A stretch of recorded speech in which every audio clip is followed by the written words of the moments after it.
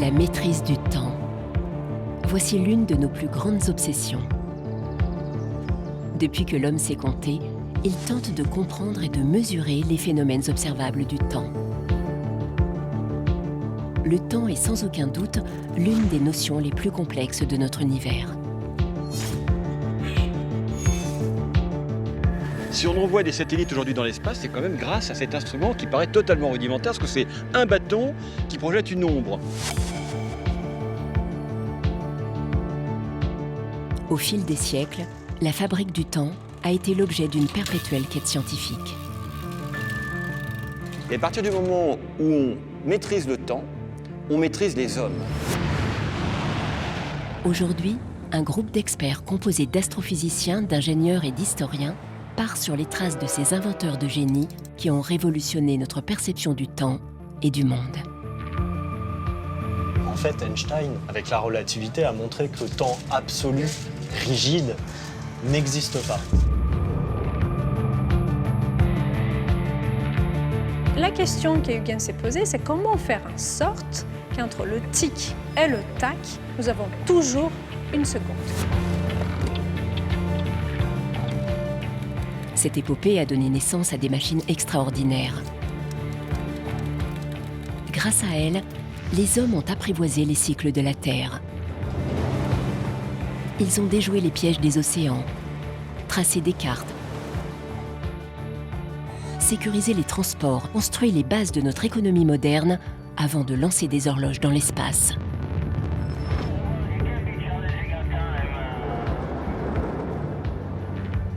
Amis précieux ou ennemis redoutables, le temps dicte le rythme de nos existences.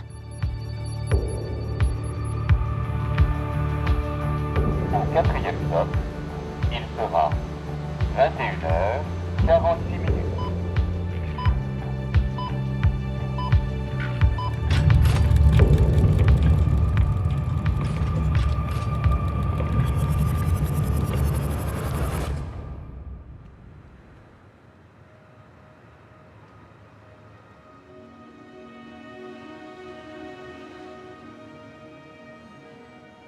Perché sur les hauteurs de la capitale, l'Observatoire de Paris a des allures de vaisseau endormi. Pourtant, c'est dans les entrailles de cette institution séculaire que bat le cœur d'une machine qui ne s'arrête jamais. C'est ici que depuis 350 ans, des hommes et des femmes fabriquent notre temps commun. Okay. Bon, va falloir que je prépare tout ça. Ce soir, l'astrophysicien Pacôme Delva est accompagné par Denis Savoie, historien des sciences et spécialiste de la mesure du temps.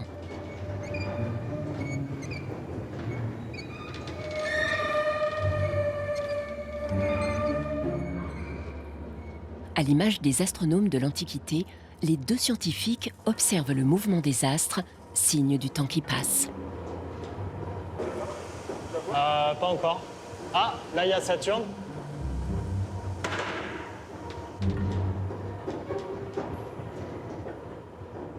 On voit vraiment ici les étoiles bouger, hein, et quand on regarde dans le chercheur, c'est vraiment flagrant. Si on ne met pas le moteur pour suivre le mouvement du ciel, en fait, la planète s'en va de l'oculaire très très vite. Hein. Donc là, on se rend vraiment compte de ce temps qui passe. Ça, c'est lié donc à la rotation de la Terre sur elle-même, qui fait qu'on voit, nous, étant fixes par rapport à la Terre, tout le ciel bouger.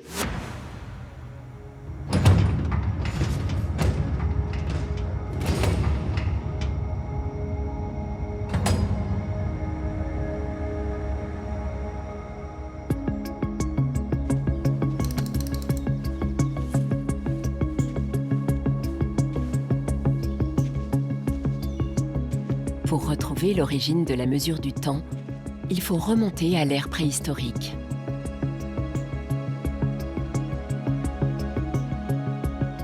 La mesure du temps, elle commence avec les premiers hommes.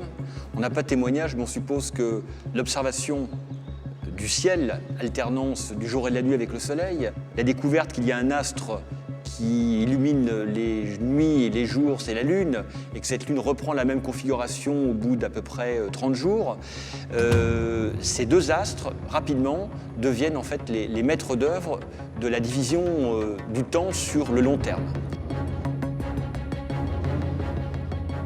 À son commencement, La mesure du temps s'est basée sur une observation attentive des phénomènes naturels. La survie de nos lointains ancêtres dépendait étroitement de la position de la Terre par rapport au Soleil et de sa rotation.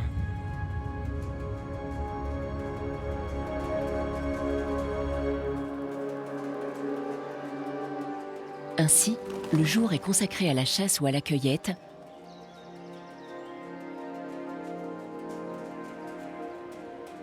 la nuit, les hommes du Paléolithique se protègent du froid et des prédateurs en attendant le retour de l'astre solaire.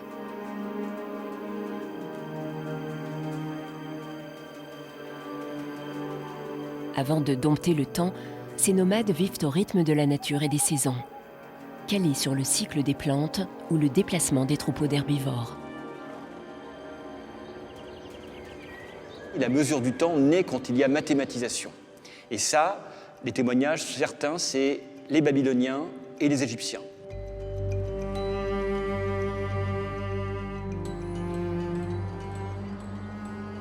C'est ici qu'en Irak actuel, les Babyloniens peuplant les rives de l'Euphrate nous ont laissé un héritage scientifique considérable dans le domaine des mathématiques.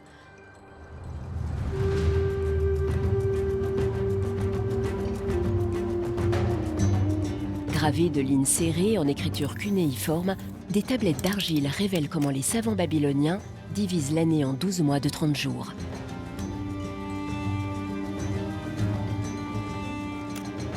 Ces premiers calendriers, basés sur les cycles de la Lune, permettent d'anticiper le retour des saisons, les périodes de pluie et de forte chaleur qui reviennent en fonction des lunaisons.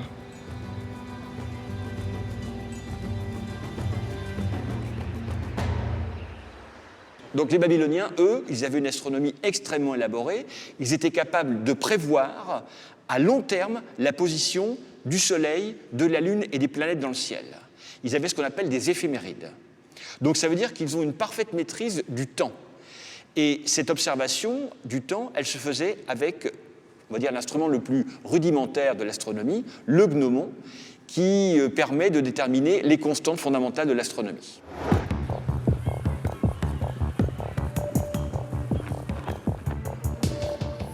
Denis Savoie est spécialiste de la gnomonique, l'art de concevoir et de tracer les cadrans solaires. C'est avec cet instrument de mesure, le gnomon, que les savants babyloniens récoltaient des données astronomiques. Ces données, grâce aux mathématiques, leur permettaient de mieux maîtriser le temps.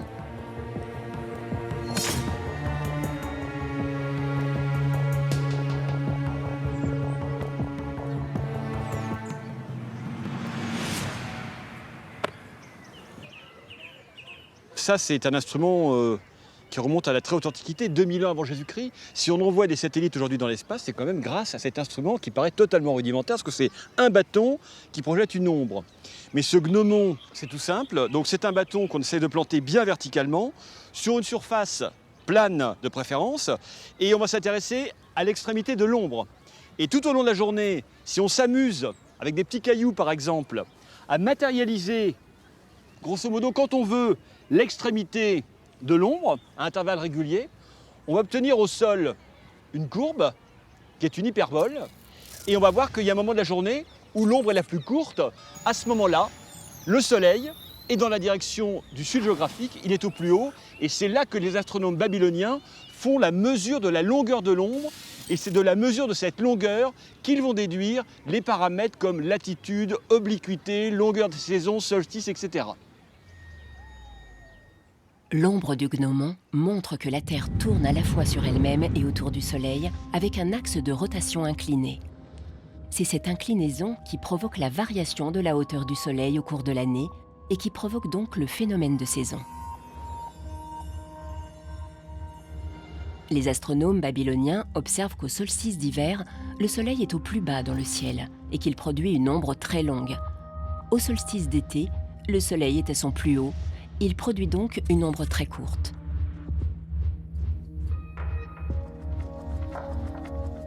Les savants constatent aussi deux périodes pendant l'année où la durée des jours est égale à la durée des nuits. Ce sont les équinoxes. Ainsi, solstice et équinoxe divisent l'année en 4 périodes. Le printemps, l'été, l'automne et l'hiver. On commence à maîtriser ces cycles, en fait, et rapidement, le temps devient un enjeu. Parce que ça permet la prévision de phénomènes, ça permet l'organisation d'une société, d'une vie sociale, d'une vie économique. Et à partir du moment où on maîtrise le temps, on maîtrise les hommes.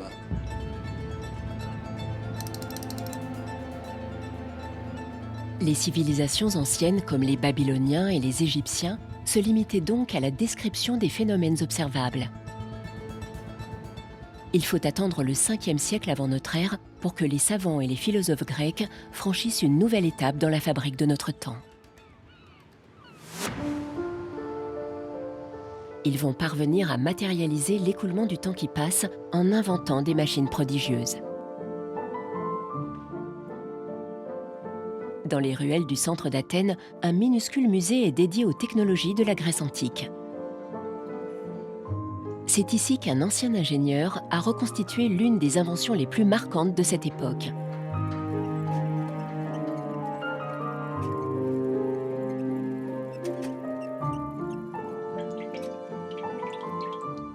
La clepsydre, qui se traduit en grec « voleur d'eau ».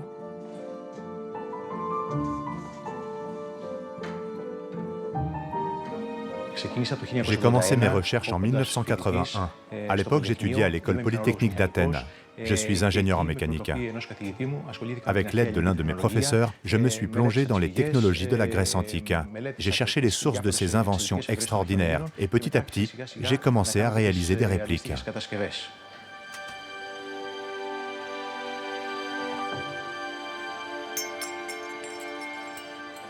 L'horloge de Ctésibios est une invention hors du commun. C'est la première horloge hydraulique. Notre principale source de travail s'est inspirée des dessins de Vitruve, un architecte romain qui décrit les inventions de Ctésibios.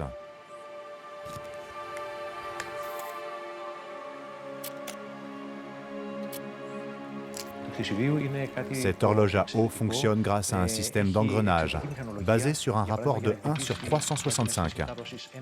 Elle comporte des tiges, des rouages dentés et des vis sans fin, que Vitruve décrit en détail. La clepsydre inventée par Ctésibios d'Alexandrie est constituée d'un système avec 3 récipients alimentés par une source d'eau et dotés d'un piston fonctionnant à l'air comprimé. Une première du genre. Un ingénieux mécanisme de roue dentée permet ensuite d'indiquer l'heure exacte, quelle que soit la longueur du jour de l'année.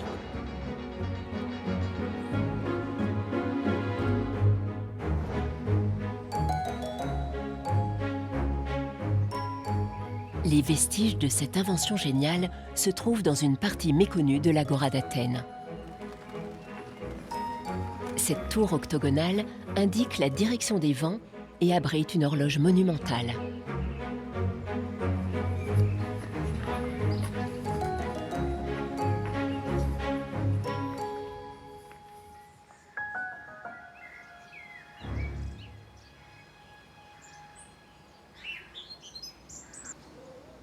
La tour des vents, elle est révolutionnaire parce qu'elle montre l'heure aux citoyens. Dans chaque des 8 côtés de ce bâtiment, il y avait des horloges solaires. Donc les citoyens et le peuple d'Athènes pouvaient voir l'heure aussi bien de l'extérieur et de l'intérieur. De l'extérieur, quand il y avait du soleil, et vous savez qu'en général il y a du soleil à Athènes, mais de l'intérieur la nuit et de l'intérieur quand il y avait du nuage.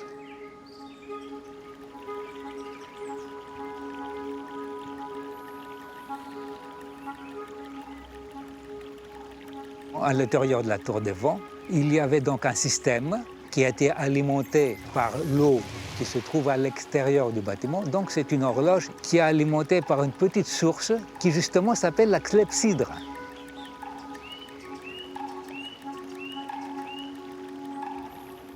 C'est un instrument de pouvoir. Il montre la puissance de la ville d'Athènes, qui maîtrise le temps et qui montre le temps au peuple d'Athènes et aux visiteurs de cette ville. Pour harmoniser la vie publique, les Grecs se souciaient donc de l'heure et ont développé des instruments à la portée de tous pour se repérer dans le temps. Pendant toute l'Antiquité, les hommes vivent avec des heures inégales qui n'ont pas une durée de 60 minutes comme aujourd'hui. Au solstice d'été, lorsque le jour est le plus long, l'heure compte 80 minutes. En revanche, en hiver, les jours étant plus courts, l'heure est d'environ 40 minutes.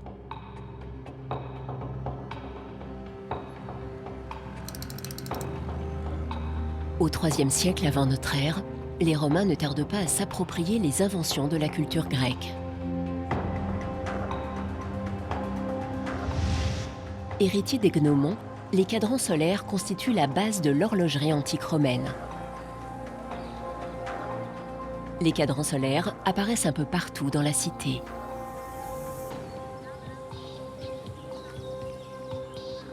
Dans les jardins de la Villa Borghese à Rome, on peut encore admirer les inventions de cette époque où l'heure intervient dans de nombreux aspects de la vie quotidienne, aussi bien privée que publique.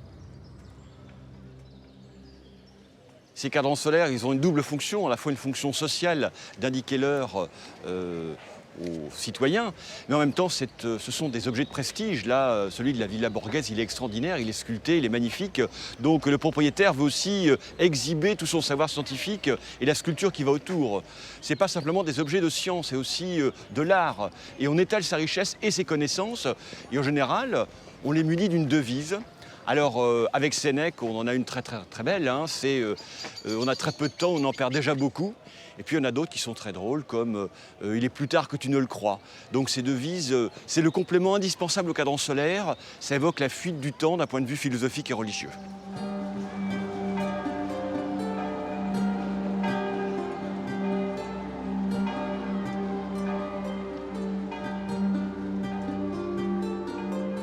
À Rome, à l'époque d'Auguste et de Jules César, il y a plein de cadrans solaires et les gens s'en plaignent déjà. Ils disaient qu'à l'époque, on mangeait quand on avait faim. Depuis qu'il y a des cadrans solaires, il faut manger quand c'est midi au cadran.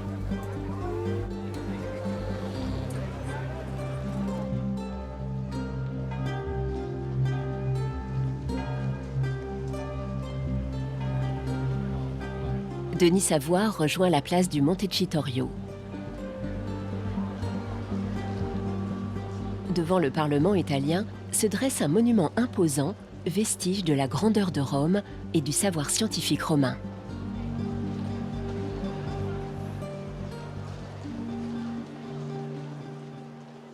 On est devant l'obélisque que Auguste va ramener de la ville d'Héliopolis en Égypte pour fêter sa victoire justement sur l'Égypte.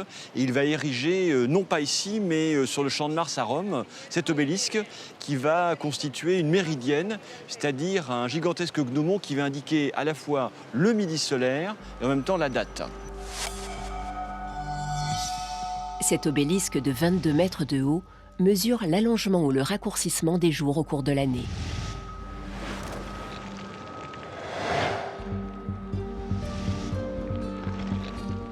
Les archéologues ont récemment découvert que ce monument, inauguré 10 ans avant notre ère, était par sa taille unique en son genre. À l'époque de l'empereur Auguste, le gigantesque ouvrage était planté sur une vaste place pavée de marbre d'environ 150 mètres de côté sur 70. Au sol, dans un axe nord-sud, étaient tracées des graduations astronomiques et des inscriptions en bronze, dont quelques-unes ont été retrouvées.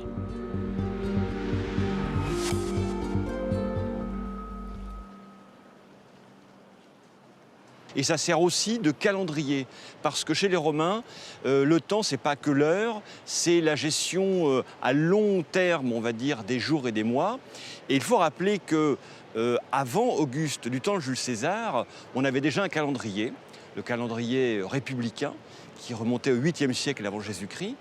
Et ce calendrier avait la particularité qu'il était laissé à, disons, à la faveur des pontifes. Et à la fin de l'année, on rajoutait un mois ou deux pour être en conformité avec les saisons. Mais ce qui se passe rapidement, c'est que ce calendrier devient un moyen de corruption politique. Parce que selon que les pontifes ont des amis ou des ennemis au pouvoir, ils rallongent ou raccourcissent la durée de l'année. Et on arrive à une telle cacophonie que lorsque Jules César arrive au pouvoir, on fête les vendanges au printemps. César souhaite remettre de l'ordre dans l'agenda romain. Les choix que l'empereur va faire ne sont pas sans conséquences sur notre calendrier actuel. Il décide d'abord que l'année commence désormais le 1er janvier. Ensuite, il désigne les nouveaux mois d'après les noms des dieux et des déesses. Januarus de Janus, le dieu des portes, devient le mois de janvier. Junus de Junon, la déesse de la famille, devient le mois de juin. Le nouveau calendrier fait aussi des références à la famille de Jules César et à son fils adoptif, avec Julius et Augustus, pour les mois de juillet et août.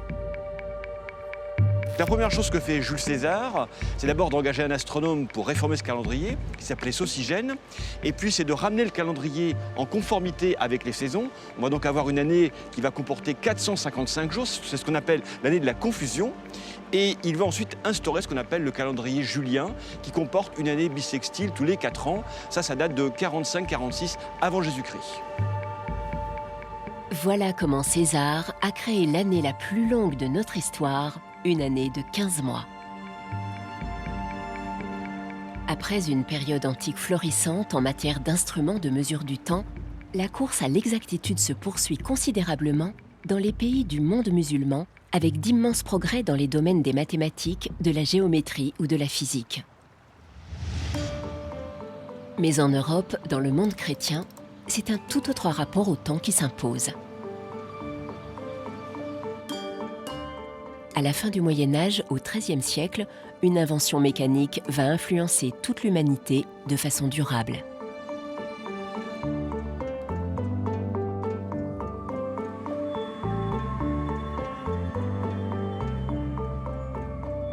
Conservée tel un trésor, l'horloge astronomique de la cathédrale de Bourges est l'œuvre de Jean Fusoris, un astronome et mathématicien français.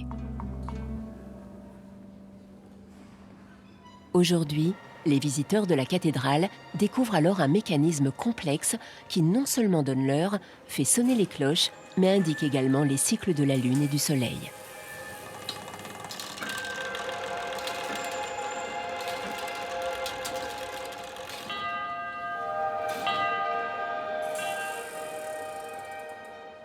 Donc là, on est vraiment dans les entrailles de l'horloge de Jean Fusoris.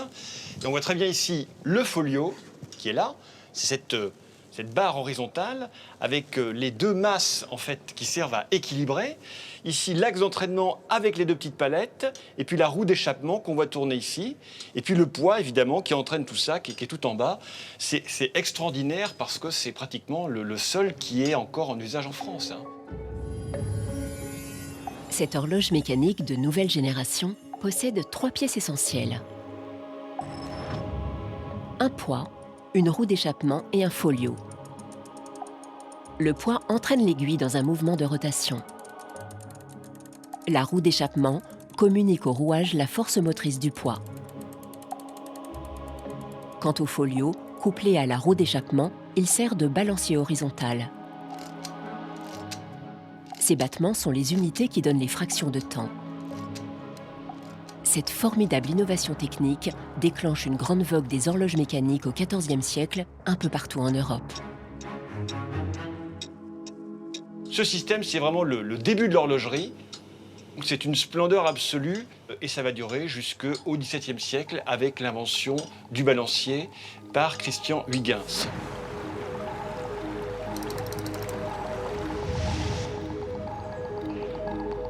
Christian Huygens est un savant hollandais qui va mettre son génie au service du roi Soleil. Membre de l'Académie des sciences, le jeune homme assiste à la construction de l'Observatoire de Paris en 1667. Cette institution va devenir un haut lieu de la conquête scientifique. Nous sommes ici à l'Observatoire de Paris, nous sommes dans une des références de la mesure du temps mondiale. Donc nous sommes tous dans cette course-là de qui va rajouter plus de précision dans le temps. Et là, nous sommes dans un lieu où les instruments sont construits, les expériences sont faites, elles sont testées, elles sont communiquées. Nous sommes dans le centre de la mesure du temps. On a, avec Huygens, des horloges qu'on appelle des grandes précisions. Parce que Huygens n'a pas seulement su utiliser le pendule comme régulateur des horloges, mais il a su garder cette régularité dans le temps. Le principe de cette révolution technologique est lié à 2 grandes nouveautés. La première C'est un pendule qui, sous l'effet de la gravitation, fait un aller-retour 1 fois par seconde. C'est sa fréquence. La deuxième nouveauté, c'est le système d'échappement à encre qui permet de compter précisément les oscillations du pendule. Alors le plus grand problème, c'est l'isochronisme. L'isochronisme constant. Qu'est-ce que ça veut dire isochronisme? Isos qui veut dire égal et chronos qui veut dire le temps. Donc la question qu'Huygens s'est posée, c'est comment faire en sorte qu'entre le tic et le tac, nous avons toujours 1 seconde, que tous les tics et les tacs soient égaux.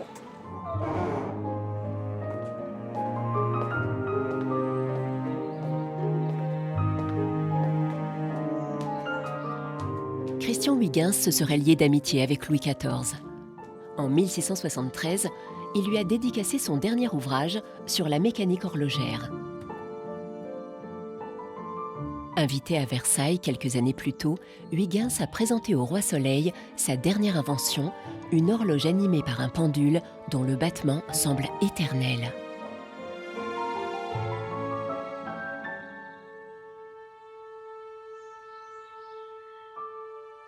Il explique à la cour émerveillée que grâce à ce pendule, le garde-temps n'avance ou ne retarde que de 15 secondes par jour.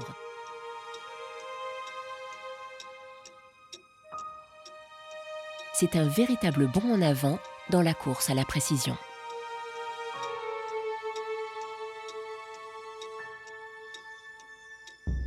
Huygens est persuadé qu'on peut déterminer avec précision notre position longitudinale en utilisant des horloges précises.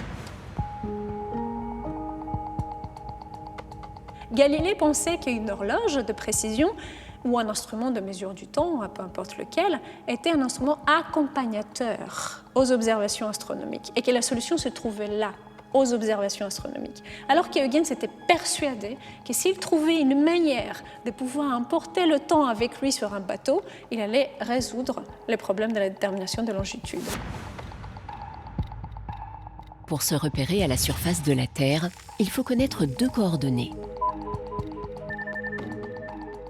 La latitude et la longitude qui déterminent l'angle entre notre position et un méridien de référence comme celui de Paris ou de Greenwich.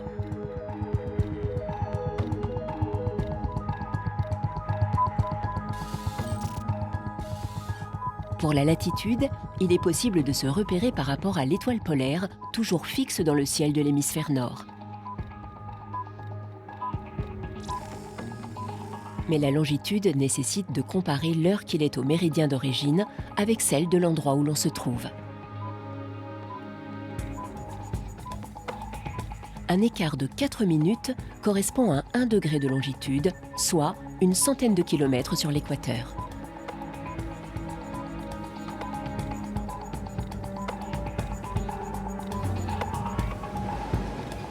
À l'époque, les horloges embarquées ne supportent pas les voyages en mer. Le roulis, le tangage et la poussière les détraquent. Ainsi, les navigateurs n'ont pas de moyens fiables à bord pour déterminer leur position sur la longitude. Malgré plusieurs expérimentations prometteuses des horloges de Christian Huygens, embarquées sur les vaisseaux de la marine française, le XVIIe siècle s'achève sans que la question de la mesure des longitudes soit résolue. Pour la plupart des scientifiques, elle apparaît même comme insoluble. Mais dans cette histoire, les Anglais n'ont pas encore dit leur dernier mot.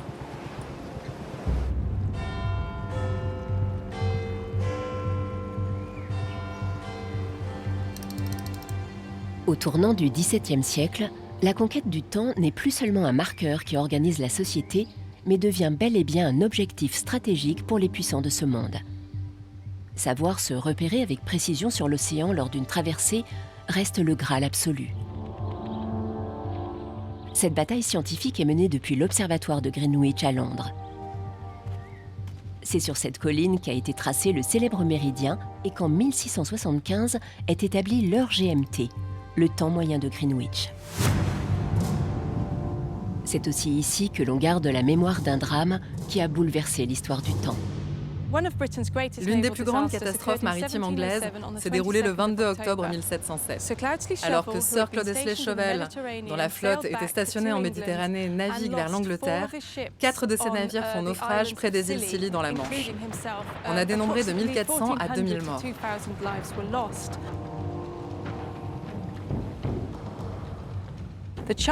Les cartes à bord n'étaient pas précises. Les calculs de trajectoire n'étaient pas justes. Les latitudes étaient fausses et les Scilly étaient indiqués à 15 000 au nord-ouest de leur position réelle. Après ce drame, la population a pris conscience des problèmes énormes auxquels étaient confrontés les marins de l'époque.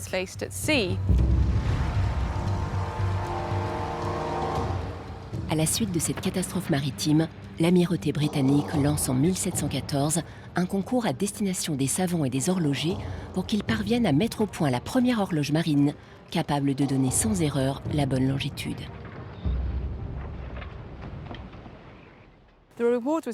La récompense était proportionnelle à la découverte. Plus vos calculs de longitude étaient précis, plus vous receviez d'argent. La plus grosse récompense que la commission offrait était de 20 000 livres sterling, à la condition que vous puissiez déterminer une longitude à 1 demi-degré près ou à 30 000 nautiques près.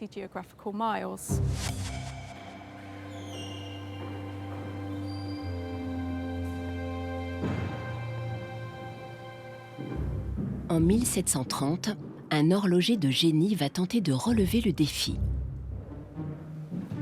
Après avoir inventé des mécanismes en bois très performants pour l'époque, John Harrison se dédie à la conception d'un chronomètre de marine d'une parfaite précision. Plus tard, le célèbre navigateur James Cook sera le premier à expérimenter les garde-temps d'Harrison lors de ses voyages autour du monde. Le plus grand défi pour une horloge censée fonctionner en mer, c'est qu'il fallait prendre en compte le déplacement du navire et les températures extrêmes et leurs variations. Il fallait aussi gérer le problème de la lubrification, car une horloge qui doit fonctionner sur une longue période de temps doit bénéficier d'un bon dosage d'huile afin de conserver sa précision.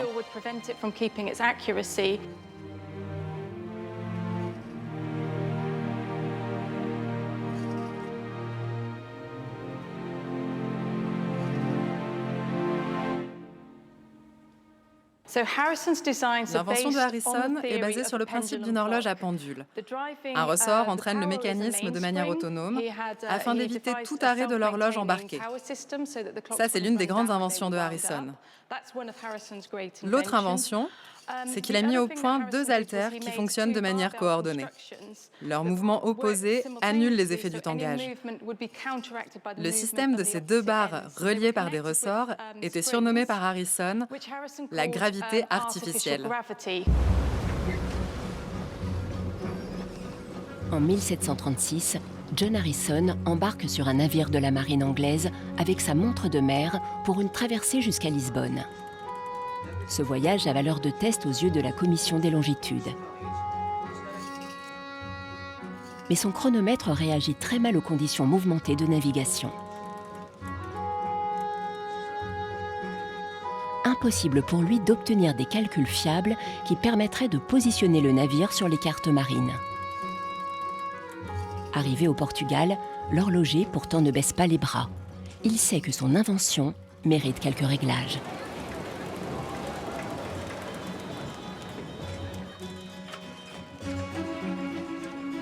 Lors du voyage retour vers Portsmouth, Harrison calcule enfin la position exacte du navire. Le succès de son voyage lui vaut alors une bourse de 500 livres. Être les premiers à maîtriser les longitudes ne donnait pas aux Anglais la suprématie, car ils l'avaient déjà. C'était plutôt une question de rapidité, de rentabilité. Ça leur donnait un certain avantage sur le commerce maritime. Pendant 30 ans, Harrison ne cessera de perfectionner son œuvre.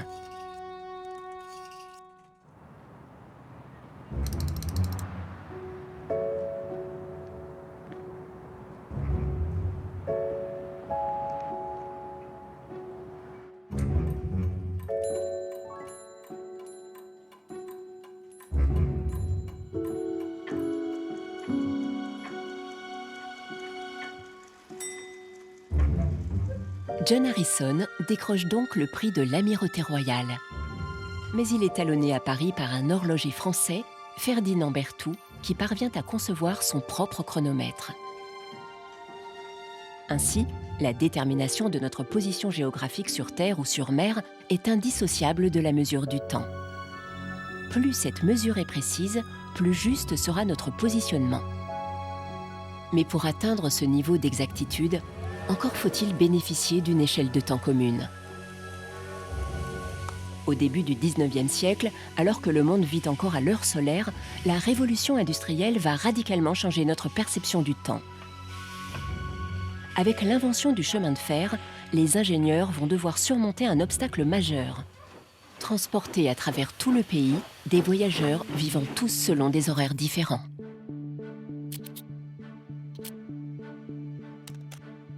Cadran solaire des églises, horloge des gares, heure des observatoires astronomiques. Mais à quel horaire se vouer? Les voyageurs n'en finissent plus de régler leur montre. Quant aux conducteurs de locomotives, malgré leurs indicateurs horaires, ils ne sont jamais à l'abri d'un retard à cause d'une panne ou d'un imprévu, ce qui engendre toujours plus de confusion.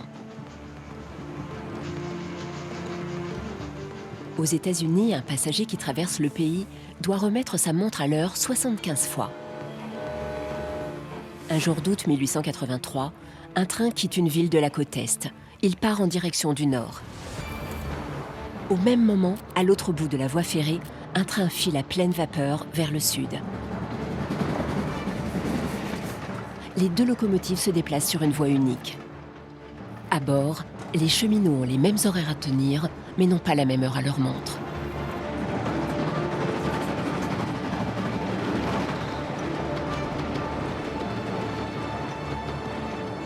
Dans une courbe aveugle, les deux convois se percutent dans un fracas de ferraille. Le bilan est lourd, 14 morts et 17 blessés. Après de nombreux accidents de ce genre un peu partout dans le monde, la synchronisation des horloges ferroviaires devient une priorité.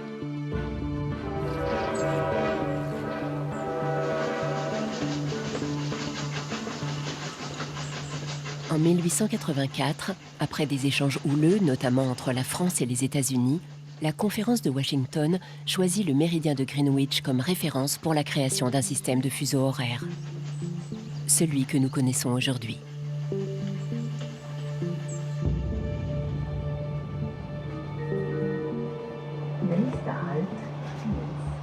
Paradoxalement, c'est à cette époque que notre conception d'un temps qui s'écoule de façon identique pour chacun va être radicalement remise en cause.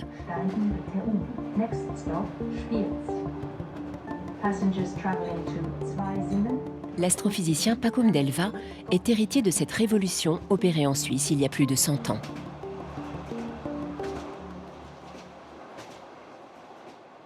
C'est drôle parce qu'au même moment où on essayait d'harmoniser, non sans mal, un même temps pour tout le monde, pour les gares en France et même dans le monde, en fait Einstein, avec la relativité, a montré que le temps n'existait pas. En tout cas, ce temps absolu, rigide, n'existe pas. Et c'est ce que montre la relativité, en fait. C'est que chacun a son temps, son propre temps. Et donc, c'est assez paradoxal, parce que aujourd'hui, on a cette illusion qu'on a tous le même temps, mais en fait, c'est virtuel, c'est refabriqué.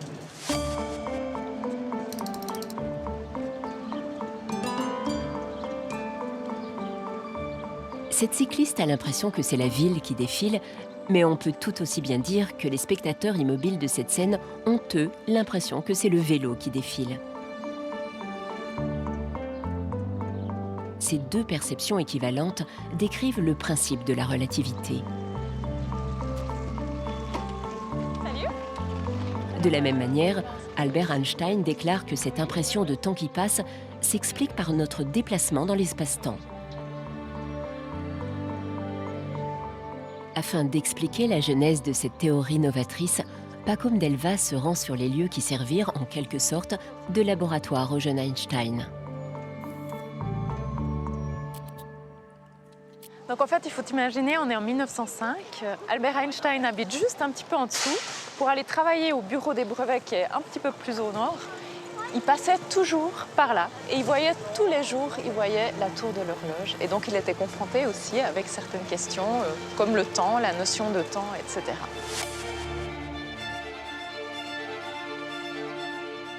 En 1905, cela fait déjà 15 ans que les horloges publiques de la ville de Berne sont coordonnées de façon électrique.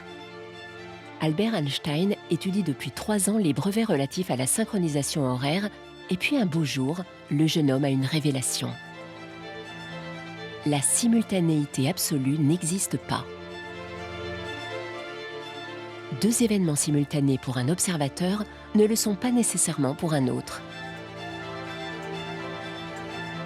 Ceux qui nous ont précédés, ou tous ceux qui ont précédé Albert Einstein, ont tous apporté leur pierre à un édifice. Et pour moi, c'est vraiment une œuvre commune où effectivement, parfois, un génie comme Einstein va venir ajouter une petite touche, va réussir à avoir cet esprit de synthèse, je pense, de son époque, et vraiment faire un saut dans la compréhension, alors que certains s'accrochent, on va dire, à des pensées plus anciennes et restent dans la tradition et ne peuvent pas faire ce saut conceptuel. Einstein, lui, a réussi à faire cette chose-là, comme Kepler l'a fait avant lui, comme Galilée, tous ces grands noms, ils ont réussi à fabriquer quelque chose de nouveau.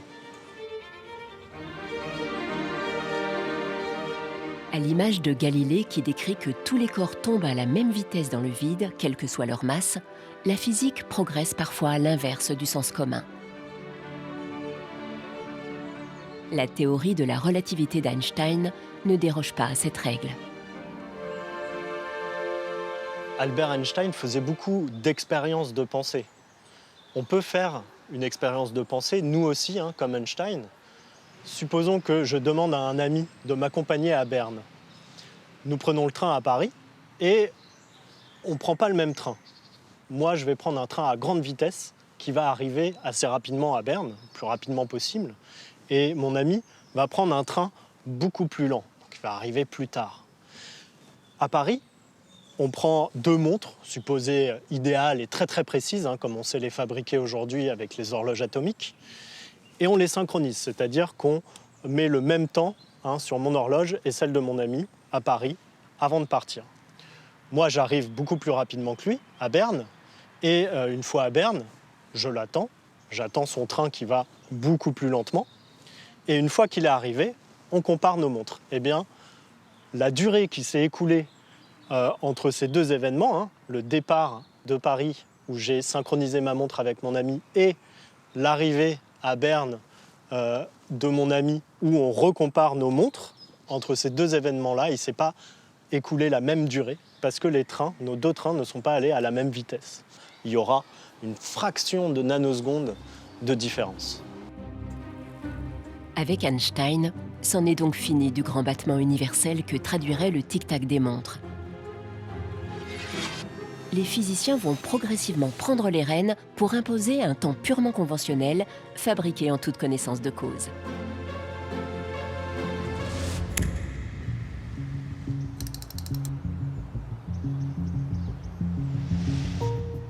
Dans un monde lancé à corps perdu dans la quête d'une précision toujours plus grande, des physiciens dans le sillage d'Einstein ne vont pas tarder à repenser nos machines à fabriquer le temps.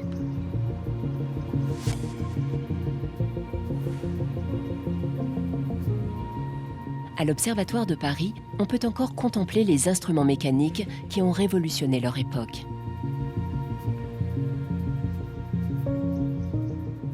Protégés sous leur cloche de verre, voici les ancêtres des horloges à quartz. À partir des années 1930, on va avoir des horloges extrêmement précises. Il y a un astronome qui travaillait ici, Nicolas Stoïko, va s'apercevoir qu'il y a une dérive entre l'instant de passage d'une étoile au méridien et le temps donné par l'horloge. Ce sont des horloges très précises à balancier, et comparé au temps donné par l'horloge à quartz de l'Observatoire de Berlin, on va s'apercevoir que la Terre semble ralentir au printemps et accélérer en automne. Et ça, il va comprendre que ce ralentissement, cette accélération de la rotation de la Terre, c'est dû au vent, aux alizés.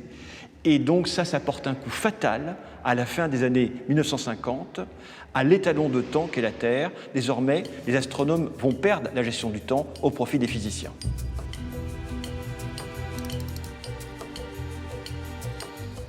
En allant chercher ce qu'il y a de plus régulier dans la nature, le mouvement d'un électron dans un atome, les scientifiques inventent l'ère du temps atomique.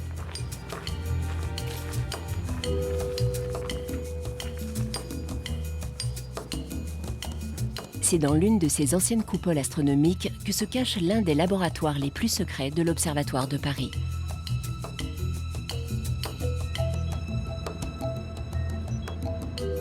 L'astrophysicien Pacôme Delva surveille le bon fonctionnement de l'une des 5 fontaines atomiques en France.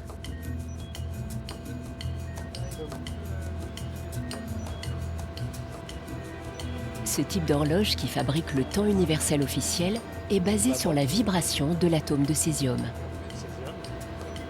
Qui fait qu'on a la bonne seconde. Et ensuite... donc ça, c'est la cellule de césium, où il y a 1 gramme de césium, et c'est à partir de cet atome qu'on va définir la seconde.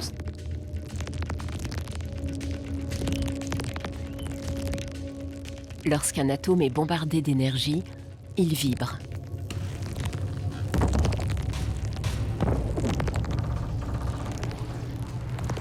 Il émet plus de 9 milliards de pulsations magnétiques par seconde. Chaque fois que l'on arrive au nombre précis de 9 192 631 770 oscillations, une seconde s'est écoulée. Ainsi se suivent les secondes de manière infinie.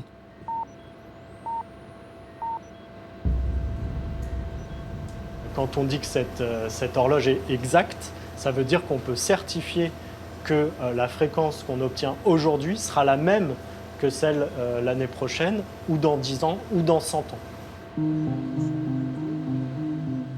Aujourd'hui, l'Observatoire de Paris a non seulement la responsabilité de fabriquer l'heure légale française, il a aussi pour mission de la distribuer. Cela se passe dans une salle ultra protégée où 24 heures sur 24, des scientifiques veillent sur notre temps.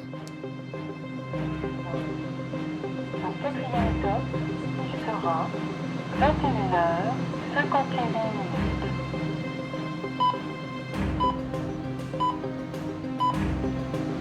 Ok.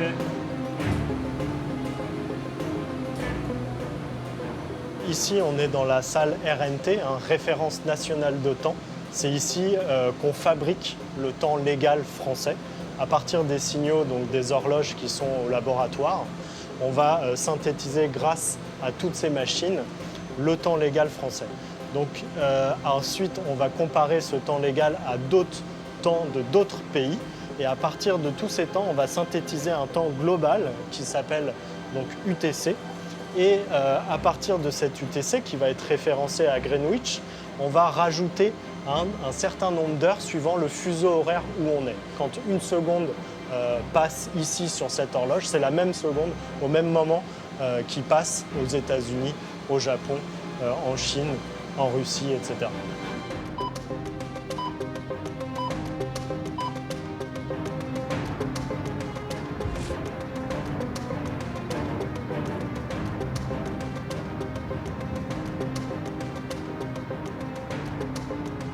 Une horloge, même ultra précise, ne suffit pas pour établir un temps de référence. C'est pourquoi cette salle de diffusion de l'heure est reliée à d'autres horloges situées à l'étranger ou dans l'espace, à bord de satellites.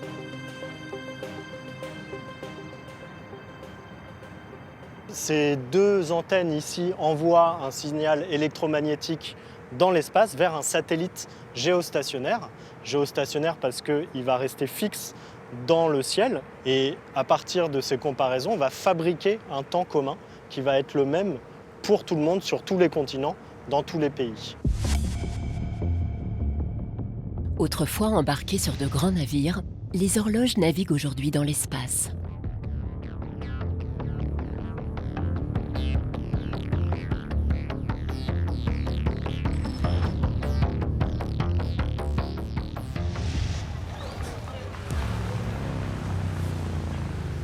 L'accélération du temps que nous ressentons parfois est ainsi la conséquence d'une fabrique d'une même heure pour tous. Une heure conventionnelle, synchronisée et de plus en plus précise. Ce temps fabriqué par des ordinateurs ultra puissants est même devenu la clé de voûte de toutes les applications d'un monde numérique. Qu'il s'agisse de nos déplacements guidés par satellite, de nos télécommunications qui utilisent toujours plus de données sur des réseaux synchronisés, ou bien de nos transactions bancaires pour lesquelles chaque milliseconde vaut des millions, notre monde interconnecté repose désormais sur des horloges qui mesurent des durées sans cesse plus précises. Avec à la clé d'énormes enjeux industriels et économiques. Nous sommes devenus dépendants, voire esclaves de ces nouvelles normes temporelles. Veritas filia temporis. La vérité est fille du temps. Et pour comprendre l'astronomie d'aujourd'hui et les enjeux d'aujourd'hui, il faut se replonger dans le passé. Et c'est étonnant qu'à l'heure de l'horloge atomique et du GPS, il ne faut jamais oublier que nous sommes les héritiers de tous ces astronomes et que notre division actuelle du temps, elle découle des observations, des théories mathématiques. Comprendre les temps anciens, ça permet de bien éclairer la science d'aujourd'hui et l'astronomie moderne.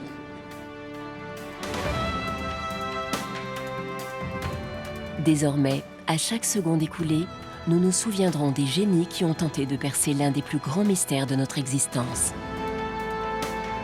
Einstein, Huygens, Galilée, Fusoris ou encore Ctesibios, ils ont tous à leur manière façonné le langage temporel qui aujourd'hui nous rassemble.